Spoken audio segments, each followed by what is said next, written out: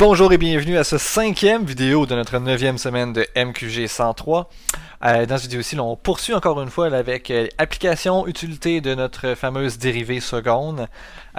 Cette fois, on va s'en servir pour être capable d'aller identifier plus facilement quand même là, nos minimums, nos maximums ou encore nos points d'inflexion. Donc on se rappelle que ce qu'on faisait jusqu'à maintenant, c'est qu'on se construisait là, le fameux tableau là, avec nos étapes 0, 1, 2, 3. Et maintenant, on va utiliser un théorème qui va peut-être nous permettre de conclure les mêmes choses, mais de manière un peu plus rapide. Donc, le théorème qui est ici, on se rappelle, le théorème, c'est condition et résultat. Donc, on va aller voir c'est quoi les conditions de ce théorème-là. Donc, on doit avoir une fonction qui est continue et dérivable, et on doit aussi disposer d'une valeur critique de cette fonction-là. Donc, première condition, c'est ici, on n'a pas besoin de le prouver, comme d'habitude, on va toujours avoir des fonctions qui sont continues et dérivables dans le cas de notre cours. Par contre, le x0 est une valeur critique, ben ça c'est important, puis ça, il faut vouloir aller le trouver. On ne peut pas s'en sortir, il faut encore être capable d'aller chercher les valeurs critiques de notre fonction. Donc le résultat, qu'est-ce qu'il dit? Il dit trois choses. Donc il dit, si jamais ma dérivée seconde elle est positive, alors c'est automatique, j'ai un minimum en x0. Donc on se rappelle, là, quand la dérivée seconde elle est positive, qu'est-ce qu'on a dit que c'était? Positif, on est heureux, donc on sourit. Donc ça veut dire qu'on a une fonction qui ressemble à ça ici, avec un minimum ici en x0. Si jamais la fonction, la dérivée seconde elle est négative, évaluée dans ce point-là, on se retrouve ici avec un maximum en x0. Donc pourquoi? C'est parce que quand on est négatif, on est triste. Donc on fait une petite face triste comme ça, avec un maximum qui est ici.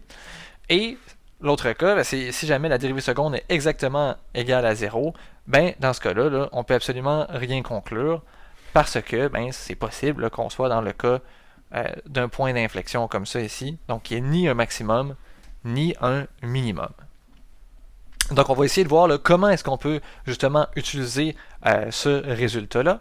Donc on va aller prendre l'exemple 5.3.5 qui lui-même en fait est un retour sur un exemple passé. Donc ici on va faire le petit a seulement de ces exemples passés-là. Donc on aimerait trouver les extrémums relatifs d'une fonction, la fonction qui est ici, donc 6 ln de x moins 2x en utilisant le théorème qu'on vient d'énoncer.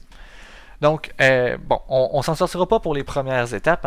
Les premières étapes, ça nous demande d'aller calculer le domaine, la dérivée, les valeurs critiques.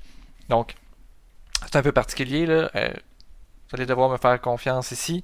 Mais pour le domaine, dans le cadre de ce problème-là, on l'avait déjà fait. Là, le domaine, c'était de 1 jusqu'à 10. Donc, ça, c'est parce que c'était vraiment délimité à l'avance.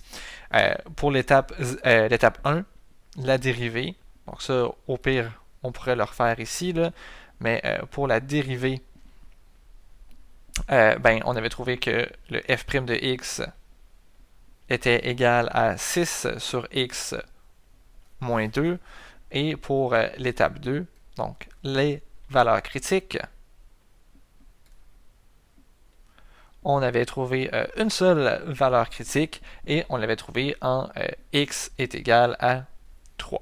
Donc maintenant, on voudrait prendre avantage du théorème qu'on a et pouvoir qualifier ce point critique-là, savoir si c'est un minimum ou un maximum. Donc la nouvelle étape 3 ici,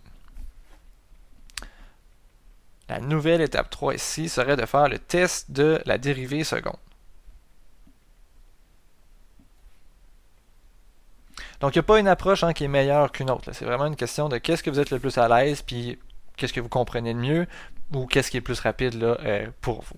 Donc, le test de la dérivée seconde nous dit que, premièrement, on a besoin de calculer la dérivée seconde.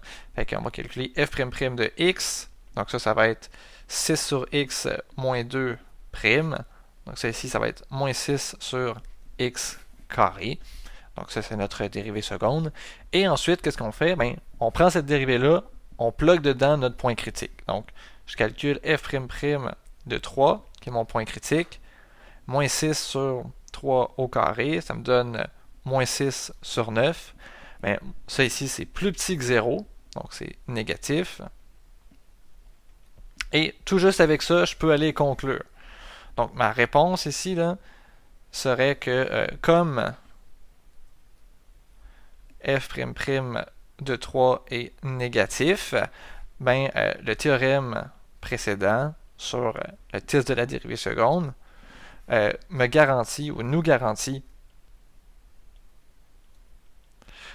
que x égale 3 est un maximum.